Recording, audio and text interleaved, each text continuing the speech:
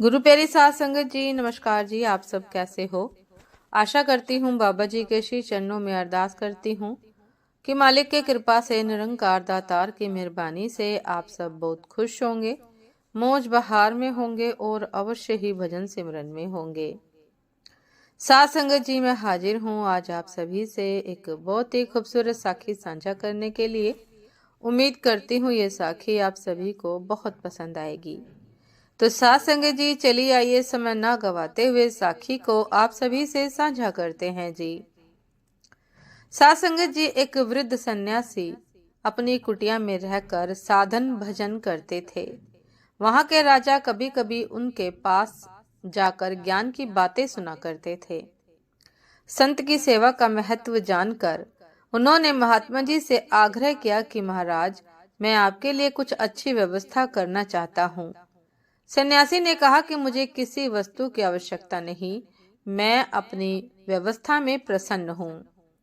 राजा के विशेष आग्रह करने पर उन्होंने अपनी स्वीकृति दे दी। स्वीकृति लेकर राजा ने अपने राजभवन के निकट ही महात्मा जी के लिए सुंदर भवन बनवाया। साध संगत जी, सुख सुविधा हेतु सारी सामग्री भवन में जुटा दी। भवन के सामने सुंदर उद्यान लगवा दिया। सवारी के लिए हाथी, घोड़े और सेवा के लिए अनेक सेवकों की व्यवस्था उन्होंने कर दी। महात्मा जी उसी में रहने लगे। अब उनके कपड़े भी कीमती और सुंदर हो गए। कुछ दिनों के बाद एक दिन राजा और महात्मा जी साथ में घूमने के लिए निकले। रास्ते में राजा ने उनसे पूछा कि महाराज, अब मुझ में और आप में क्या अंतर रहा? महात्मा जी ने कहा, तनिक आगे चलो, फिर बतलाऊंगा। चलते चलते वे लोग दूर निकल गए। राजा को थकावट हो रही थी। कुछ जरूरी राजकीय कार्य को भी उनको स्मरण हो आया। अतः राजा ने निवेदन किया कि हम लोग नगर से बहुत दूर निकल गए हैं, अब लौटना चाहिए। महात्मा जी बोले कि थोड़ा और चलो। थोड़ी देर और चलने पर सामने जंगल आ गया। राजा ने घबरा कर कहा, महाराज, अब आगे जाना ठीक नहीं है, शाम होने को है, लौटकर भवन चलना चाहिए। महात्मा जी ने उत्तर दिया, अब लौटकर करना ही क्या है, मेरी तो लौटने की इच्छा नहीं है। राज सुख तो हम लोगों ने बहुत भोग लिए, अब चलो वन में रहकर ही ईश्वर का भजन करेंगे। राजा हाथ जोड़कर बोला कि महाराज, मुझे स्त्री है, बच्चे हैं, राज की व्यवस्था देखने वाला कोई नहीं है, जंगल में रहने की साहस भी मुझ में नहीं है, मैं अब आगे नहीं जा सकता।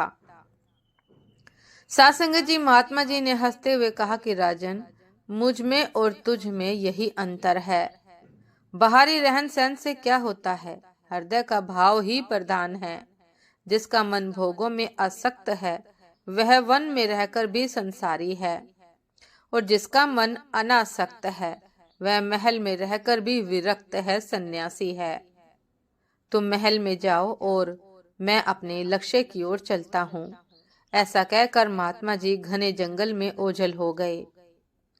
साध संगत जी, तुलसीदास जी ने बड़ा अच्छा कहा है कि जिस व्यक्ति को आनंददायक ब्रह्म पीयूष मिल गया है वह मृग तृष्णा का जल पीने के लिए दौड़ नहीं लगाता है।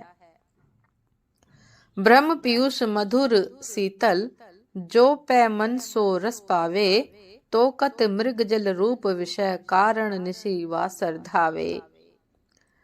साध संगत जी, ये थी आज की एक बहुत ही खूबसूरत साखी। उम्मीद करती हूँ ये साखी आप सभी को बहुत पसंद आई होगी। यदि पसंद आई हो साध संगत जी, तो लाइक, कमेंट, शेयर करना ना भूलिएगा। चैनल पर जो भी नए हैं कृपा करके सब्सक्राइब कर लीजिएगा, ताकि चैनल पर मिलने वाली सभी शब्द साखियों की अपडेट आप सभी को समय पर मिलती रहे। साध संगत जी, आप हमें इंस्टाग्राम पर भी फॉलो कर सकते हैं। इंस्टाग्राम का लिंक डिस्क्रिप्शन बॉक्स में दिया गया है। तो साध संगत जी, दासी को अभी आज्ञा दीजिए। आपसे फिर मुलाकात होती है एक नए शब्द साखी के साथ, एक नए खूबसूरत विचार के साथ। तब तक के लिए नमस्कार जी। सदा खुश रहिए, मुस्कुराते रहिए, भजन सिमरन अवश्य करते रहिए। नमस्कार जी।